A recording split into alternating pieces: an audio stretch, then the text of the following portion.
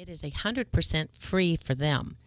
And we take veterans. We try to find World War II veterans. We're still looking. So if any of your listeners out there are World War II veterans, we'd like you to go sign up on honorflightsandiego.org, and we'll take you on our next trip. We're also starting to take Korean War veterans. And this is a way that we can thank, again, these wonderful veterans for all their service. We are trying to get the word out. We try to get on radio and TV and let people know, but we're constantly amazed how few people really know what Honor Flight is. And we have 150 hubs in the United States, so we're not the only one. So I think what's really interesting is you might be sitting next to the right guy to kind of help you spread your message a little bit. Let's partner up. Yeah. I think that would be great. Yeah. Right. Because, my dad didn't make it to this. It wasn't around when he was here.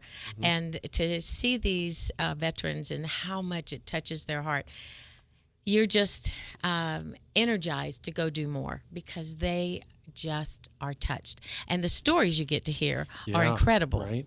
They're just amazing. May I share a few of them with you? Of course, please. First of all, we have 3 brothers that are going on our Honor Flight this time.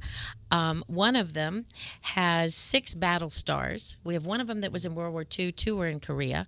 One is getting the Purple Heart. Of course, he was in World War II from the French.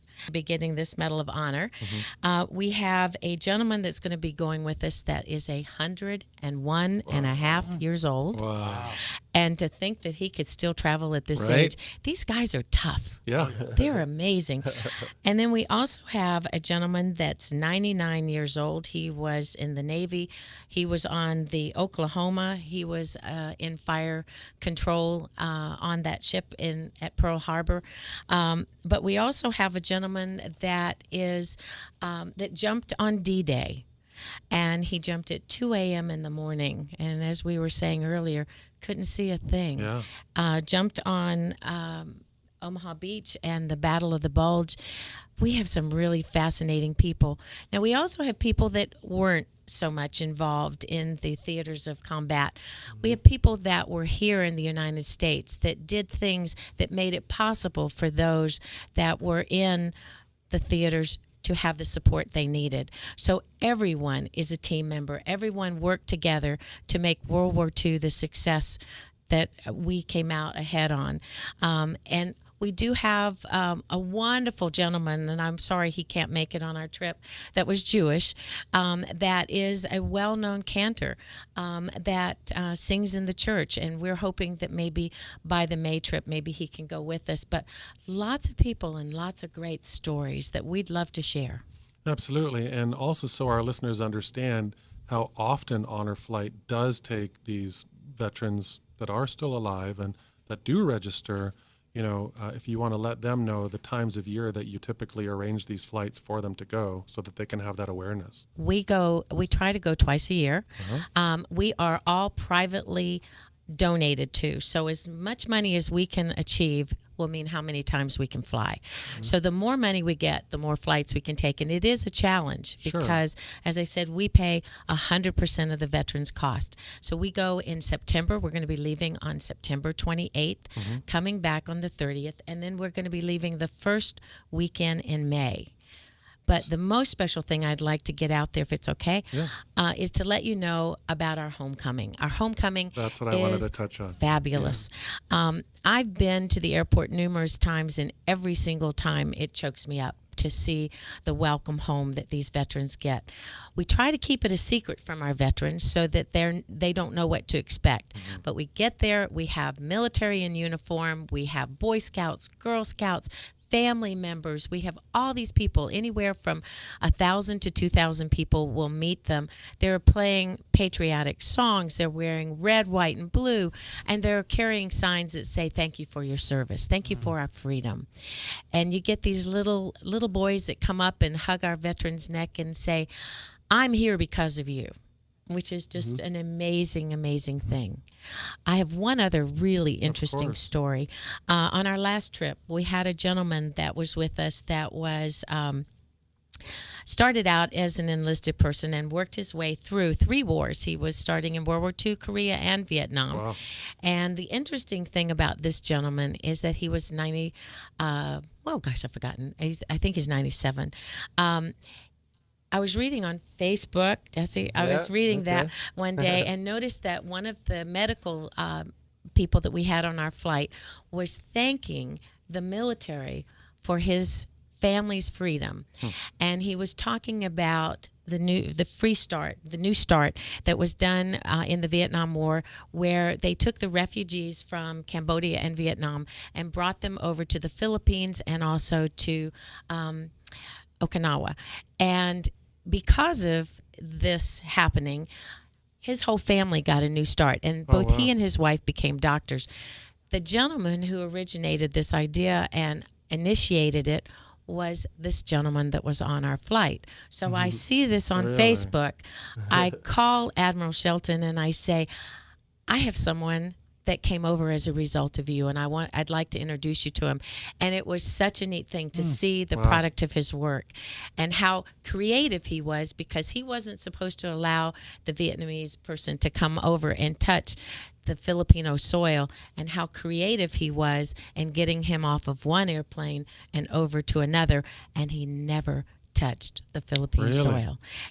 There are so many stories that are just absolutely fabulous that these guys, and we're going to lose them. Yes. So it's a really great idea. Reach out and touch these veterans and get to know them. And many of them are just starting to talk about it.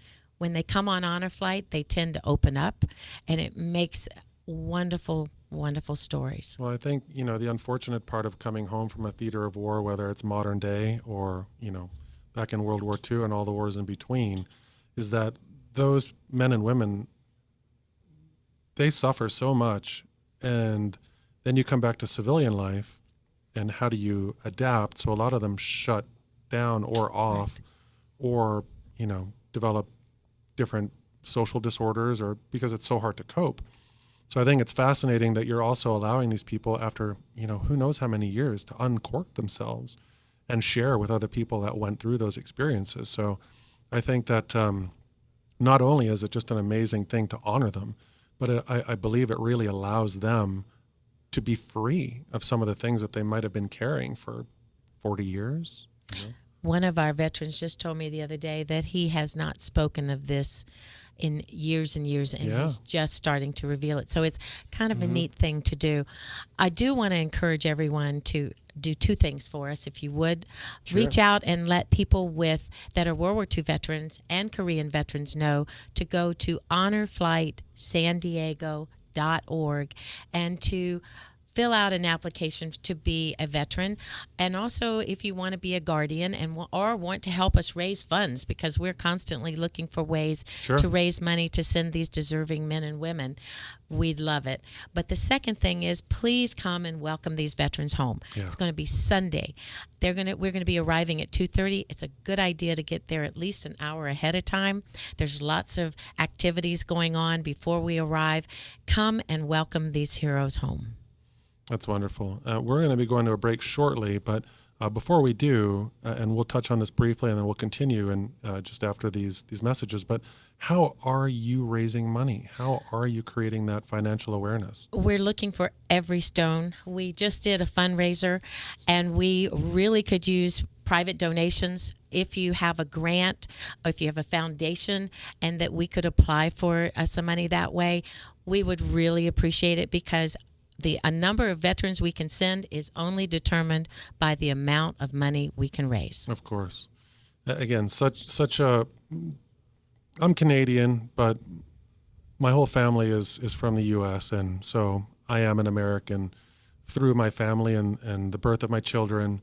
And this country is absolutely fascinating, and it's brought a different level of awareness of what freedom really means by living here. I serve so many in the military, and I'm always honored to serve them because of what I see they go through or how they come home after they've been serving to protect us. So, again, I can't say it enough, but your contributions and what you're doing personally, thank you. So Thank you for having us on to let your listening public know that we could use their help. Absolutely. So I'm very humbled right now as we go to break. I'm Stephen Wener of EXP Realty, and again, Whissel Realty, brokered by EXP. I'm a little choked up right now, to be honest with you, with talking about this. But on 1170 a.m. The Answer, please stick with us, and we will be back to just wrap up our show. Thank you.